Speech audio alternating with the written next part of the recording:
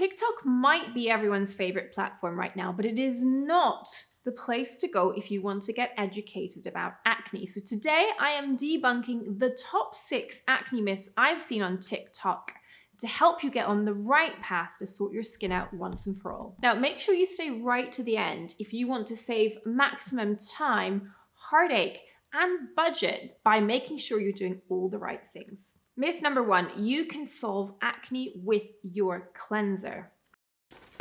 Now, my view is that cleanser should be for removal of oil, dead skin cells, and any cosmetics like sunscreen and makeup, and that's it. What's most important with your cleanser is that you do no harm. The notion that you can fix a chronic inflammatory disorder like acne by what you use in your cleanser, I think is one of the biggest myths of all. I think it causes people to overinvest in their cleanser because they think those active ingredients are going to make a really big difference.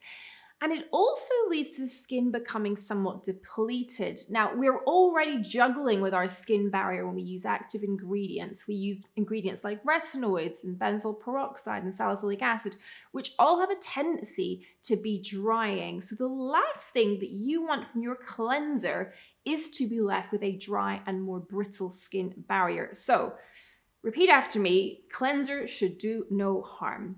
That means skipping actives. It'll also help avoid any dryness around the eye area as a consequence of actives inadvertently moving into the eye area, which I think is critical.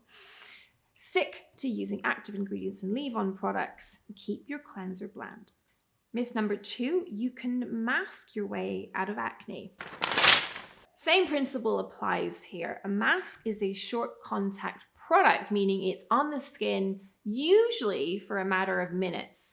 Some masks are designed for overnight use, but they're not really intended for rigorous, daily, consistent practice. And that's really what is going to be the cornerstone of your acne solution. Those ingredients that you apply time and time again, day in, day out, on a regular basis that are going to tame the sebaceous glands, they're going to challenge the bacteria to allow you to overcome those pesky breakouts. Myth number 3, you shouldn't moisturize if you have acne.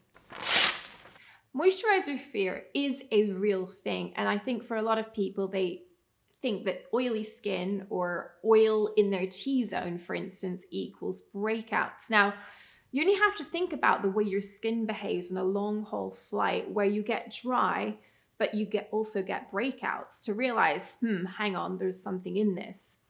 The reality is that if you upset your skin barrier by not maintaining high enough water levels, and that is really the key with your moisturizer, you're trying to maintain a certain percentage of water in your skin, which allows the exfoliating enzymes we all have in our skin to work normally, things will misbehave. The good news is it's easy to find a moisturizer that won't break you out, provided it's balanced, the right ingredients, occlusives, which trap water in the skin, and barrier repair ingredients that help support the barrier function, allowing you to moisturize at the same time as manage your breakouts. And what's really key is that because we know that active ingredients that help with acne are drying, you will absolutely need moisturizer if you're going to stay engaged with that as a regular habit. I'll link to a video I've done on moisturizers that are suitable for acne-prone skin in the description box down below. Myth number 4, alpha hydroxy acids are a useful ingredient for acne.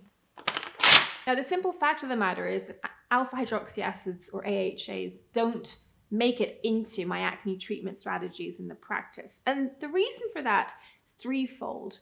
Firstly, they don't penetrate into the oily environment of the pore, meaning they're not helpful at exfoliating dead skin cells that contribute to the formation of comedones. And that's because they're water soluble, so they just can't get in there.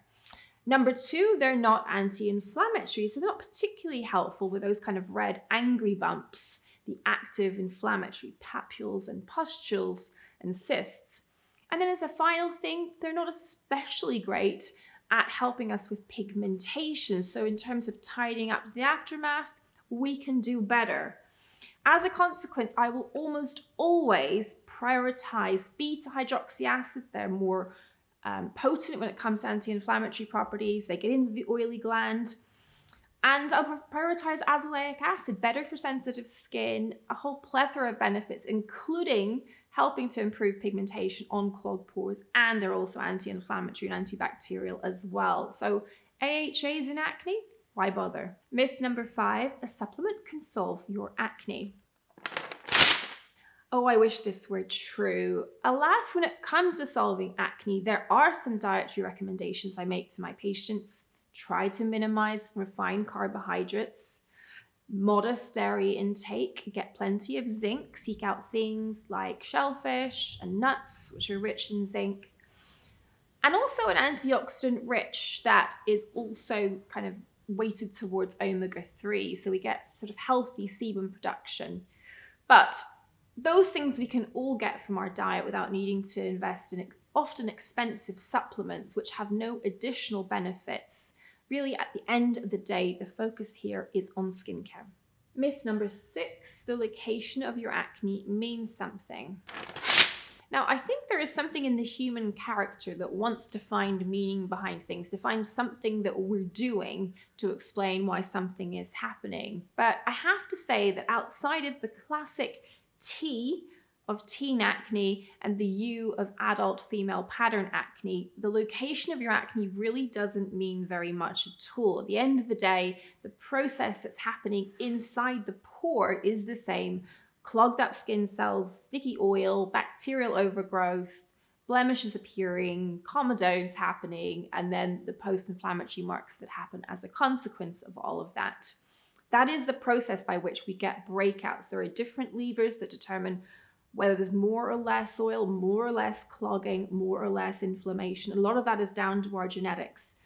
But in terms of the distribution, doesn't mean very much at all. So don't worry about it too much. Put your creams on, things will get better. Damn, that felt good. I love a good debunking. So I hope that set your mind at ease on a topic that so many people have an opinion on that can be so hard to navigate.